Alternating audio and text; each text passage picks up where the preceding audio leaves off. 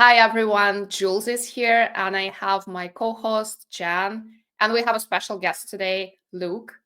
Luc is marketing and BD of Medieval Empires, so we will learn more today about the project, about Luc as well. We will also talk about the market sentiment, about the trends, and of course about life as a game. So, welcome everyone. Welcome to our podcast. We are all gamers. Hi, Luc. How are you doing? Hey, awesome. Can't complain. The market is turning green. I'm happy if everyone is happy. We see lots of cool games coming out. I think we will have a really good November, and followed by a good December. So looking forward to it. October Yeah, was pretty good. October was pretty good.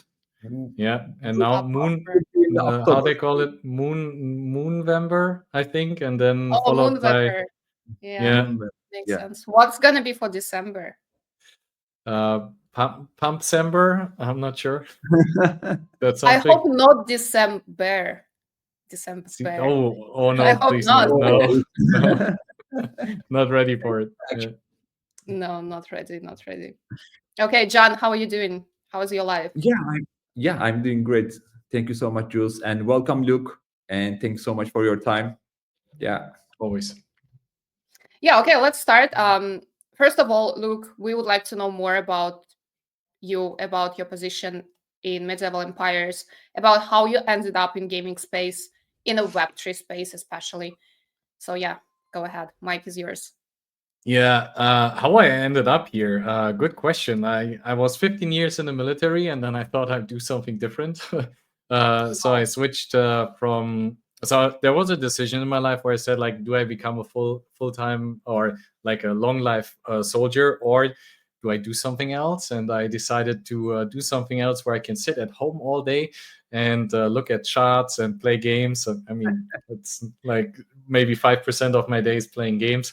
But ended up being in gaming because the CEO and the founder of the project are really close to me. So they also said, like, okay, if you want to join us, because I was always keen on doing marketing. I was a press officer as well in the military, and I said, like, marketing, that's something I always wanted to do. So I said, like, yeah, let's do that. Also, quickly I shifted to being a hybrid position between marketing and BD, because over the past couple of 3 years or something like this, I made so many connections in Web3 gaming because I play games, I like games, and I also we started a podcast or a Twitter space called New Era of Gaming, where we have lots of projects in. And I said, like, hey, let's utilize this. Let's work with these projects. That's how we met as well, right? Through New Era of Gaming, I think, through Elderune Yeah. and Digard.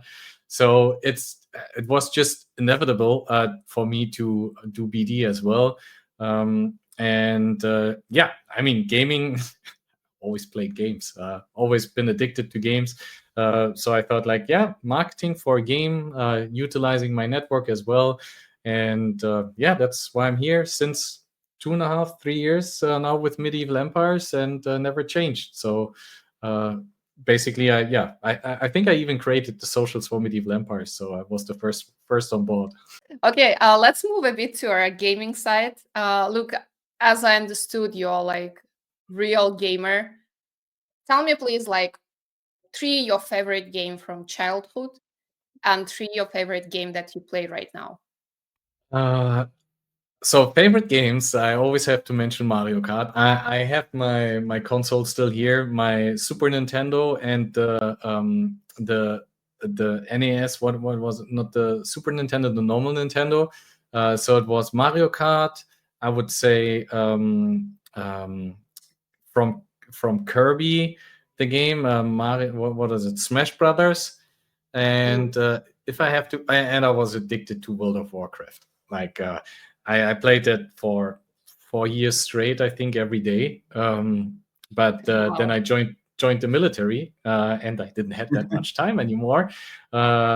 good thing I stopped playing. Still watch some videos from time to time from people because they had an OG release. I was like, okay, I could just play a little bit. And since now a lot of games coming out that are similar or remind me of that game, I'm like, okay, maybe I touch it again. But yeah, those would be my three. And Zelda. I played Zelda. Every console that it came out, I played Zelda as well. How about you Zelda guys? sounds What's your familiar. You're number one? you're a kid of 90s, right? Yeah, I was born in the 80s, so Oh, 90s were my gaming time, where I actually had more time playing games than I have right now working for a game. So yeah, yeah. Oh, to me, like in my childhood, it was Crash Bandicoot, Wow. Sonic. Um, what else? When I got PC, it was like Max Payne, Hitman, Quake shooters. Yeah. when I Now, got a now it's PC, just it was Lemmings. So Lemmings. Lemmings and Pong. I had an Amiga that was my first PC, where you still needed to put in floppy disks, and whenever you needed to save something, you needed to put in a new floppy disk, or Yeah. you needed one for loading, one for gaming, one for the next level. So that was the first one, and Lemmings, and then Prince of Persia. I think those were the games that. Oh, yeah, yeah, Yeah, yeah. Prince of Persia. Yeah. yeah. Also played that. What about you, John? Yeah. My favorite was Dota and always be Dota. And I'm 20 years of Dota play experience.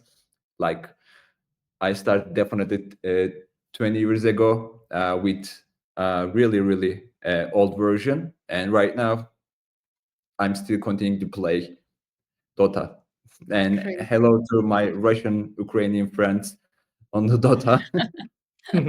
Oh yeah, so many, Yeah. so many CIS people play that. Yeah.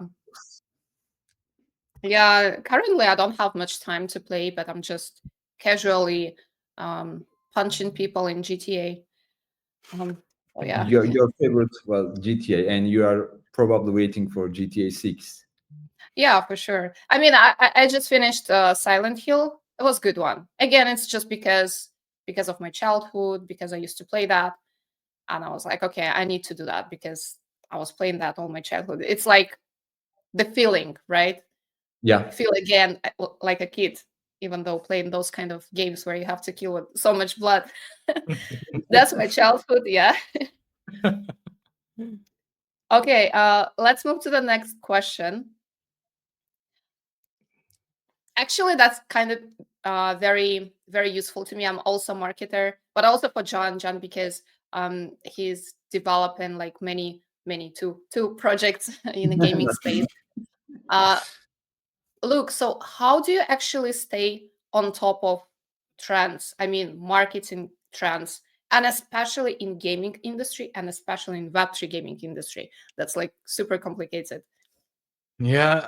So you don't need to hop on every trend. That's what I want to say up front. So sometimes it's good to be the first in something or follow a trend, but you can also often look as a copycat. So I would just say find a trend that fits your style of game first of all, or the product that you want to market. Because sometimes I just see people following everything, like they start integrating memes in their games, even though it doesn't fit, or they, you know. So Guilty. John is yeah, guilty. yeah, you wanted Yeah. to put a, yeah. We started did it for Eldaron Hmm. to, Yeah, resurrect our community. But our strategy fits with it. Yeah. yeah. But I'm Sometimes happy. that's what I'm saying. For some it fits. So we try to keep our game historically accurate a little bit. Like sometimes we Yeah. can change that too much. But if you would now see Pepe running on a horse, killing invaders, that wouldn't make that much sense, I think, to me. But I totally get the point. Yeah. So how do you see trends? Is not only so once it's on social media, most likely the trend is forming, but you can often see that also based on statistics, for example. So having research on Deb Radar, or just checking with people behind the scenes what they are currently working on, then you can start predicting trends. Same as I mentioned in the beginning, if you have the Bitcoin dominance, once that goes down, usually it goes to altcoin. So a next trend is forming. So you need to be ahead of the curve in order to be the first on the trend. Otherwise, you're not trending anymore. You're just a copycat in the end. So I try to be as active as possible on Spaces as well, to connect with other people, and then the real magic 90% of the time happens in the backend as well. When you connect with those people, you go on calls, you speak with the founders, CEOs. I tend to speak a lot with BDs and marketing guys because those are my kind of people, usually crazy people that jump on calls in the middle of the night and everything, and they know what's ticking. So by doing that a lot, connecting with a lot of people, and actually asking more questions than speaking. Outfacing, I speak a lot. Like I'm on Twitter Spaces and everything. But when I go on calls, 90% of the time, if it's not like when I help other people out, it's just listening to what they have to say, because you can just get smarter by asking questions and getting answers. So that's what I try to do a lot. Connect with founders. And especially with projects where I see that they're forming trends. So I try to not be in every community that I see, but I try to go into communities where I actually see a potential. That's why I said to John as well, Digard, I mean, you basically develop an app for everything. I think that still needs to be in that market. Or the guys from Export Gamers GG. I just finished an AMA basically with Seed World. They also did a DEX launch. So those guys, if you can pick their brains and see what the reasoning is behind their actions, then you can actually be on top of the trend and not just follow the trend in the end.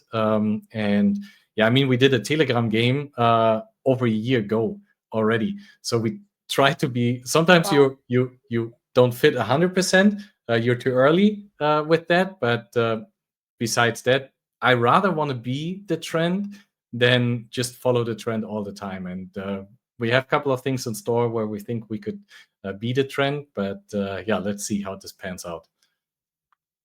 That's interesting. Be the trend instead of following the trend. Okay. That's Wise words. yeah. Yeah, I okay, John, go ahead. Yeah. Thank you so much.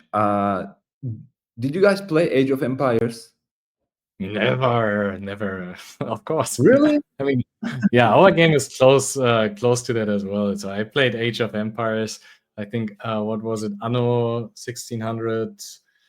I forgot which one it was, but this then what was the other was Crusaders. So yeah, I played all those kind of strategy medieval themed games. Always a sucker for that. Yeah. There is a cheat code on Age of Empires 2 called "How do you turn this on?" And when you write this cheat code, there is Viper car. Old school Viper car popped up, and you can use Viper car in a medieval game. So the idea adding meme token into Eldorun site came from here actually. A cheat code from Age of Empires. So if I were you, I definitely add this cheat code into medieval empires too. I mean, that is a fun thing that like as long as it doesn't become your whole identity as a game, and if you don't just push it for the sake of pushing it, like Easter eggs is something like Ready Player One, one of my most favorite movies, like those kind of Easter eggs that you can put in games, or even small things that can pop up that doesn't destroy the atmosphere of the game, and also don't give a shock to the people that just want to play, because our community often they are there for the history, they're there for the strategy part, and if you then put a paper in there, it doesn't feel authentic. But if there's a frog jumping, I mean, there were frogs in medieval times, right? So if there's a frog jumping there and if you click on it, then there's something popping up. I could see that totally happen still. But it's not something where I say that's the main focus or the main narrative that we want to push. Yeah. Just a nice addition that could work. One interesting question, because on this podcast, we compare life with the game. And we always say that the biggest game is actually our life. So how would you compare your life? Like with what style of game? Don't tell me My strategy because it's all about strategies right now. Sims? I'm not sure. uh, oh, that's a good question. My life as a game, I would say, I don't know, Mario. I have a brother that could. No, I would be Luigi. He would be Mario. Maybe that would fit. Okay. I'm not sure how I would. But what I th- genre? What genre of a game? I think it's a Or fun game, like a casual UGC game, like more in that direction. you- Because I try to have lots of like fun as well. I game a lot. I play almost every day since couple of days or weeks now. Fortnite as well with a couple of friends, and yeah. I mean, yeah, I think Mario, Luigi, maybe something like this. What was did you ask other people the question before already? What was the best answer so far? there is no best answer. Yeah. Yeah, we usually ask this question. Okay. But actually, I would say many people say UGC type of games because I guess we're creating our lives, so it's rational. I don't know. Yeah. To me, it's survival game. So bad, yeah. Okay. It's Yeah. fun survival game. Yeah, I Adventure. would rather go into a builder kind of thing, because I always like to build new communities or products and be at starting something new. I think is always something that I really like. That's why I chose Web3 gaming as well, because you're on the verge of something that is currently Yeah. happening. So it's not something where you're like, okay, let's pull scheme XYZ over something that we did 10 times already. No, it's something new, something that shapes the future of what we are doing. So I think, yeah, I would some city builder maybe. Yeah, maybe that. Got it. John, what about you? Yeah, survival probably. We are in survival mode. Yeah, Yeah, got also maybe gambling. it. Yeah, Gambling. Okay. Yeah, especially like looking at the trends right now. It's all about memes. Yeah. yeah. Like Yeah. If you're the in gambling. crypto, probably you have a gambler lifestyle. Yeah.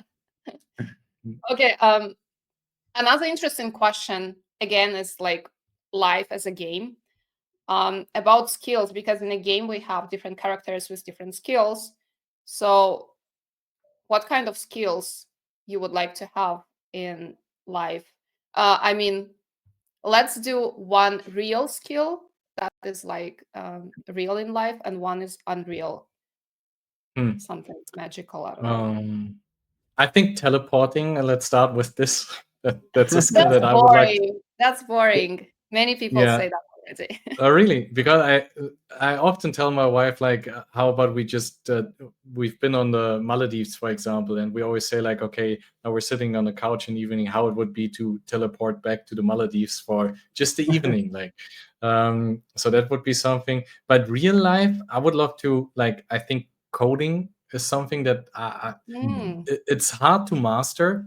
I mean, a lot of that is now also just Googling and prompts that you need to learn, because a lot of people, but like reading code, seeing where the problems are, and just sitting there, and like I have a friend that sits down and like, oh, we're going on a man's trip. I will develop a short mini app for us to play random games together, and then afterwards split all the expenses that we have. And he's just sitting here like, I don't do punchline here, blah blah blah, do this buddy head, and I'm sitting there, what the fuck are you even doing over here? So this is something which I think is hard to master, and it takes, like, you need to be on the pulse of doing that, and then there are different languages and everything that you can have there. So that's something that I would like to instantly unlock, so I can just go ahead and do it. Yeah. So yeah, teleporting and coding, I think. Even if it's something where the reward is nothing monetary, but something like in military, we had that often, that we had parcours that you need to finish, or you had a task that you need to accomplish, and you didn't win something in the end. Like the only thing that you could get is honor, like for honor and glory or something like this. So I think the reward, I don't need monetary reward all the time. I mean, it's nice, but if you see Maslow, like the most efficient, or the self accomplishment is the highest value that you can achieve or unlock. So I think that's something where I say, like, having the eye on the reward that you get, and that doesn't need to be money, as I said, like that's something that keeps me motivated. And being with peers, like same minded folks that share the same goal, have the same strategy. Like most of my friends, like that I have since childhood, are in Web3 now. So we all migrated to Web3 from either military, or people had their IT companies. They're all now into Web3 because, if you have like-minded folks, and you win together with other people, I think that's really important. That's why also like the new era of gaming that we've built, because we try to become something together, like not just, hey, Medieval Empires needs to grow, but also help others grow, connect each other. Like I connect so many people with each other without asking for money or something like this. But the reward in the end is also that they accomplish something, and then they give back in return. Maybe some of those games will become the next, I don't know, World of Warcraft. And if I connected them to Digard, then you will be forever happy, and Yeah. it will be grateful for me. So that's something, I think I really enjoy. Got Helping it. Got people. it. Yeah. John, what about you? You're developing two projects. How do you stay motivated? Uh, Actually, I know you burned out a couple of days ago. yeah, but it was like, working without any vacation for over 1.5 years. So And how you it was not like great. giving up? How you keep going? I love what I'm doing, and yeah, that's only thing actually. I love what I am doing, and yeah. If it Nice, doesn't nice. feel I, like work, then it's sorry. not Yeah, work, right? That's often the exactly. case. Like if you do something that you really like that doesn't feel like working, like this, what we're doing right now doesn't feel like working for me. It's like people sitting together. Like I also, shame on me, I don't prepare for interviews, spaces, or something like this anymore. I just look at it real quick and like, yeah, okay, let's just have a Cut, chat. cut. Uh, yeah, so that's something I enjoy doing, right? I enjoy going to spaces. I enjoy connecting people with each other. I enjoy playing games as well. So if you like what you're doing, then it's not like work. I like trading meme coins as well. Don't tell anyone. So I Give enjoy me that as ticker. well. Give me ticker. Yeah. I want to I get rich overnight. not over, like, let 3 to 6 months, as I said, then we will all be Yeah, good. for the meme Just hold. coins, it will be an overnight. What about you, Jules? What keeps you motivated? Ah, I don't know. I don't know. Am I motivated? I'm not sure. I don't know. I also burned out a lot. But yeah, as you said, I guess I love what I'm doing. I love Web3 space. I love those degens, toxic people. Some people that in my comments, in my DMs. Yeah, I still love those people. I don't know. Yeah, I'm just enjoying what I'm doing. And as you said, like even here, we're just chilling, we're just talking, we're sharing information. Yeah, it's cool. I love it. I love it. And if you take Um, everything with a smile, I think it makes your life so much easier. Like I get so many DMs from people, or like if a token doesn't perform or whatever, then you always have haters. But uh, I always say, what you cannot accept, just forget about it. Like if you can change, so if you want to change, if you can change it, change it. Like if something bothering you, you can change it, go change it. If you can change it, you have to accept and live with it, and find a good way on how to live with it. Even if, and sometimes I just say it's future Luke problem. That's what I tell myself way too often. Like if I need to do my taxes, but I'm not doing it right now, then I say like, okay, it's future Luke's problem, and I go to bed. I sleep happy like a baby because I know I can change it now, so I have to accept it. So poor yeah, future Luke. Yeah, but currently future looks bright. I don't have that many tasks that are open, so I think I managed quite okay. And you mentioned this point that you better like find people that are same minded, because it's kind of like easier to go to have a journey with this like-minded people, right? This is not first time I hear something like that. And I actually was thinking that, okay, I want to build something. I really want to build something, but I don't know where to start. And then I had a call with like very good person. He's also founder of many projects. And he said, you have to find like-minded people. You cannot go on this journey alone.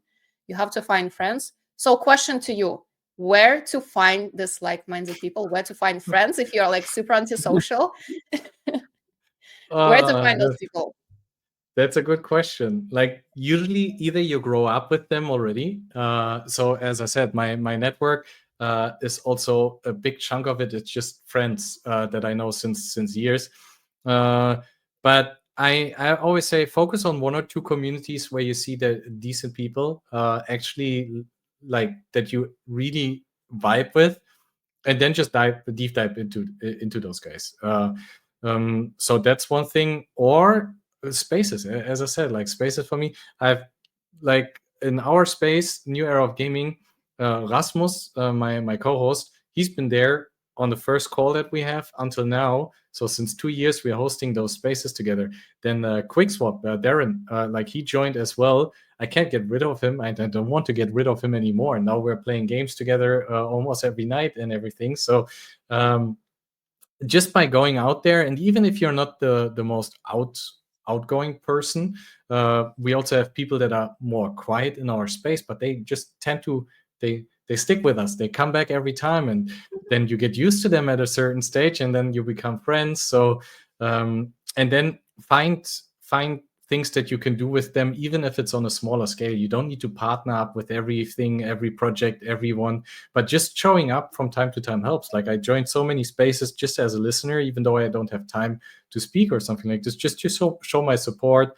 A like here and there helps, a comment. I actually like the term reply guy, because that's how you stay connected with other people. That's Just how we getting know a each other. yeah, just getting a random DM from time to time, like, hey, really liked your post or something like this. That helps a lot. Like sometimes I don't finish all my GMs a day, but if I see, for example, you replying to me, I'm like, oh yeah, nice, Jules replied, so I'm just go ahead and give you a GM as well. And sometimes if I have more time, I leave 3 comments or something like this, and that's what brings us all together. I think just those small little things, and I think good mornings are still underrated. I'm not sure why everyone is doing that. It's a hard work from time to time, but through that, I connected with not millions, hundreds of people on a daily basis. So, yeah. So here's the alpha. Go to X and start GMing, and you will find right people. Yeah. High Yeah. chance that you will find right people. Yeah. Yep. Okay. We have a couple of more minutes. Let's talk about medieval empire. Give us some couple of words about the project, about what you guys building. Yeah. If you want, I can also pull it off screen on screen and just Yeah. show you because the Let's go. difference between us and some other games is we are still already out. Oh my god. We're in open beta. That's my town over here. It's a mid-cost strategy game. So basically, what you want to do is grow your town. As you see, I've been playing a lot. So yeah, you build your army, you build your heroes, which are also NFTs that you can later on combine. We recently implemented trading over here, so you can level up those heroes, and then you can build an army with your horsemen and everything. So you just grow your town, grow your army, do your research in here in order to get faster with everything. So we have different traits that you can go through. You can do your quests and everything, but not bothering with the details. We also have me tokens as a reward for our weekly tournaments and everything. But once you've built all that, you go and kill invaders or fight invaders. With the army that you've built, you go and fight all those people on your land, and you're not doing that alone. So the land that you're seeing over here is actually my land, and those are my tenants. They pay taxes to me because I'm a mighty landlord. So that's an NFT, and those people pay taxes to me.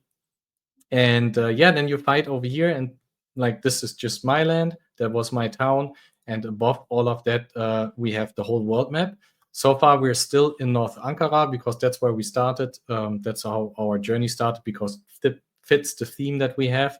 But as you see, there are more provinces popping up over here, and there might be something near here, Gulf of Alexandretta, where the Crusaders are coming, which is a new faction.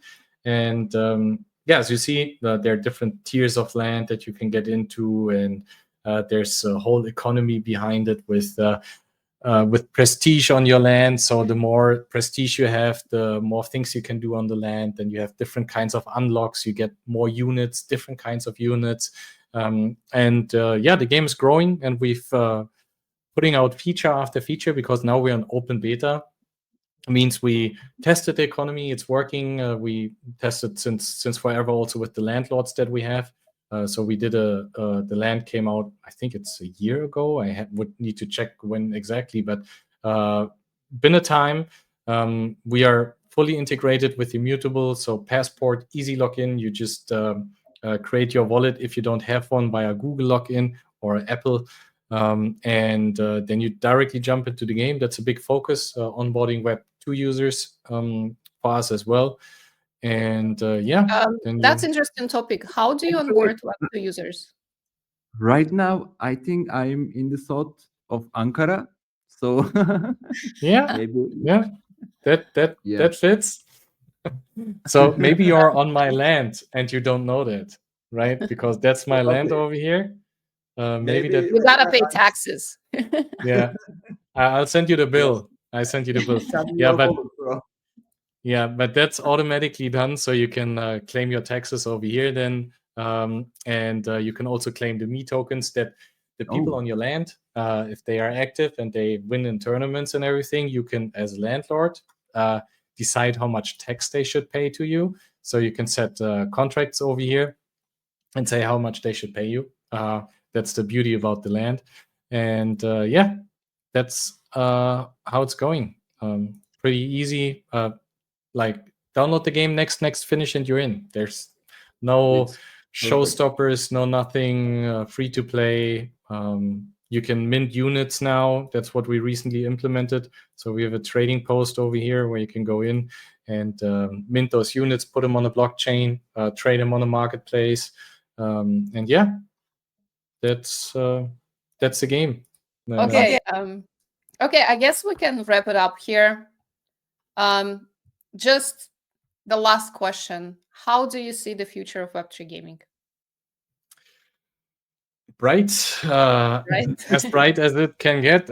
So I hope they don't invent something new that will replace Web3 gaming. I mean, the space is moving so fast. 3 months could be 3 years in real life. I always have the feeling like stuff that we implemented half a year ago feels like I did it in a past life. So, but I think it's going to make it.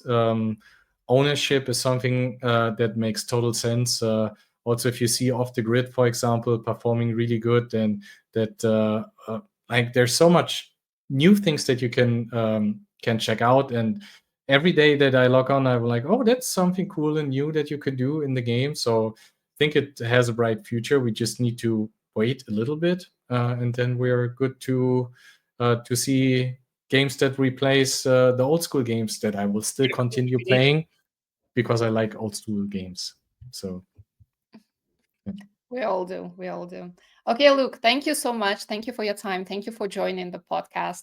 Thank you for answering all the questions. Thank you for showing gameplay. I will definitely check it out. Yeah, me and John will visit your land. I will definitely. Yeah, I think I will create a Digard land over there.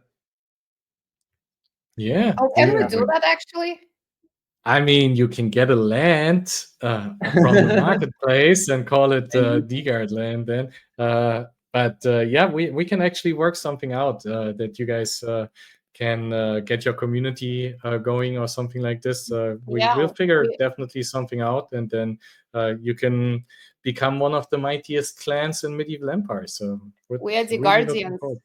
We even have a Yeah, name for us. Oh yeah, I'm down. Just send all your people to the game, and I'm totally good with that. Yeah. I will do that. Okay. Yeah, then thanks for having me. Always a pleasure. Really looking forward to what you guys are building. I think we're all gamers, and yeah, just looking forward to find a new home also with your D Guardians then, and they find a home in our game. Looking forward to it. Yeah, Thank you, Luc. likewise. Thank Thank you. you. Yeah, thanks so much, Jules. Thank you, Thanks so guys. much.